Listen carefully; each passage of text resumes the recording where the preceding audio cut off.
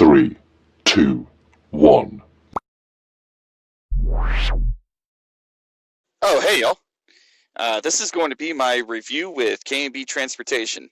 6 months driving with them so far.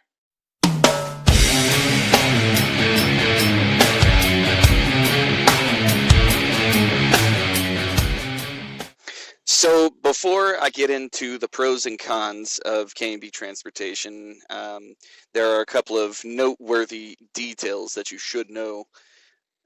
They only pull refrigerated trailers. The trucks are primarily Freightliner Cascadia midroofs, blue in color. But there are some and very, very few internationals in the fleet. They only hire solo company drivers, no team driving, no independent contractors. They don't lease trucks. They don't hire owner ops, nothing like that. It's company driving only. So, getting into the pros. Guaranteed miles. It's 2,500 miles at a rate of 54 cents per mile. And I actually did some math on that, very basic math, and check it out. Okay, so just a very simple breakdown of the guaranteed pay. Say you only got 2,000 miles that week, so you worked from Sunday to Sunday, you're eligible for the guaranteed pay. 2,500 miles times 54 cents per mile, which equals $1,350 gross pay pre-tax. And say, well, just for kicks, let's multiply that by the amount of weeks in a year, 52 weeks. That's 70,200. Now that is only the guaranteed pay. I guarantee you, and that's only gross pay, that's pre-tax. I guarantee you, you have the potential with this company to make more than that. They always have gotten me home on time. That's another pro. Like they put a lot of effort into it, because I may have to relay with this driver over here, pick up a load, go relay, and then I may even have to relay again before they actually make it happen. But they always have gotten me home on time, and they're flexible with home time too. They are with the standard. Stay out for three weeks, or in my case, I'm on the regional account. I only have to stay out 2 weeks at a time, but I only get 2 days off if I do that. So I could stay out for 3-4 weeks, possibly get 5 days home time. All of the trucks have APUs. Some of them have carriers, and those carriers are rig masters. Now, rig masters usually don't have very good reputation, and for a good reason. They're generally not as good. They have a lot of problems, but the one that I have has a tri-pack. It's a newer truck. All trucks have refrigerators. They're just refrigerators. They don't have a freezer portion, none like that, just refrigerators. All trucks have a CB radio. They're all, Cobra. It's the Cobra 29 LTD Classic. It's a CB. It works. Some people, Cobra, that's a baby CB. It's a CB that comes with the truck and it works. Cobra's not that bad. All trucks have a TV mount, where you can put in your own TV. This isn't Hirschbach, where they furnish all trucks with TVs and direct TV, cable or whatever. No,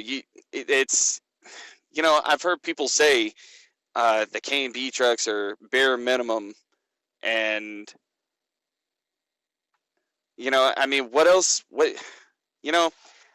You don't need a TV in your truck for it to not be bare minimum.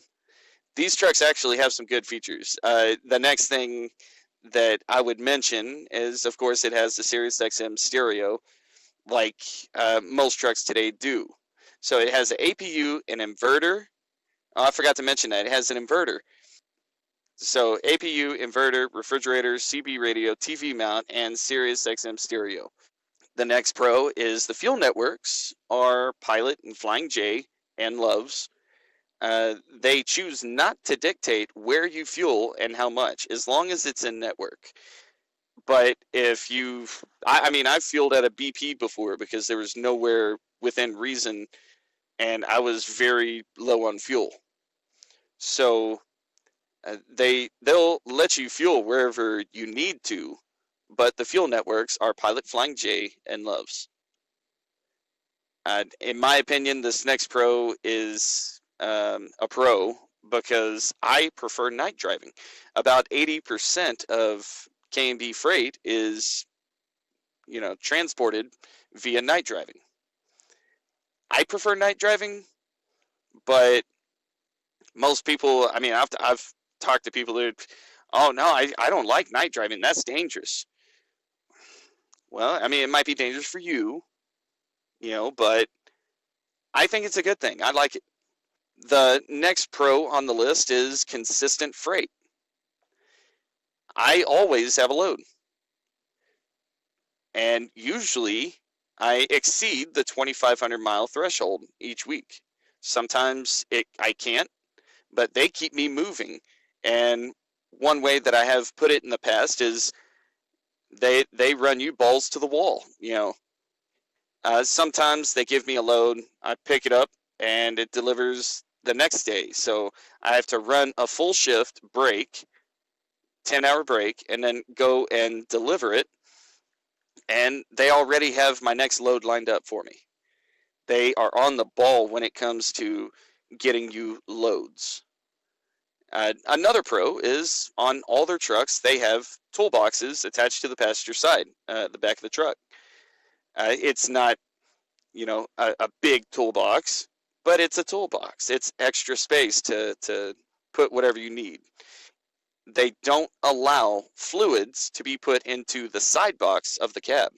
So you have to, any fluid like oil, windshield wiper fluid, stuff like that, you got to put it in that toolbox, but you can put whatever else in there too. Another pro is the maximum advance amount is $200 with Com Data Card. So the way that they do that is it's split. In 1 week, you can get advanced $200, but it's split right there in the middle of the week. So say you on Sunday or Tuesday, or Sunday, Monday, or Tuesday, you get a $100 advance. After Wednesday, there's Thursday, Friday, and Saturday, you can get another $100 advance. Though I wouldn't recommend it. That's more money that you're taking out of your weekly settlement.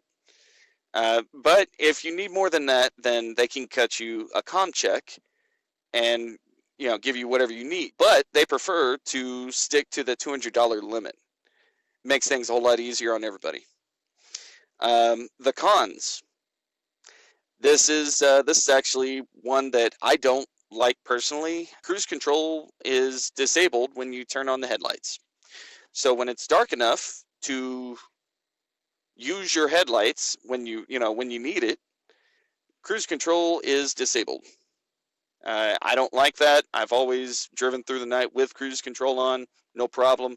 But apparently they had some kind of problem in the past with drivers falling asleep with cruise control on. So they disabled that on all trucks. Another con, some may see this as a con, is there's a lot of load relays. A relay, or as I was taught whenever I got my CDL at Prime, it's also called a repower. You swap trailers with another driver. They take your load, you take their load. And they do a lot of those.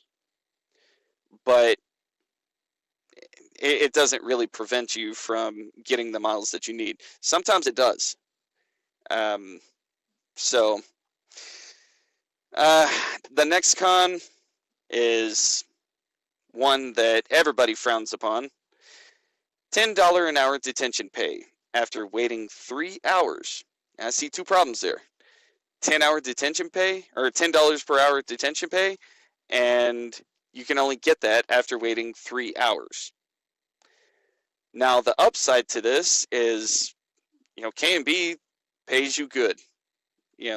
So even though you don't get good detention pay, or you don't get any detention pay at all because you have to wait 3 hours, you're still making decent money.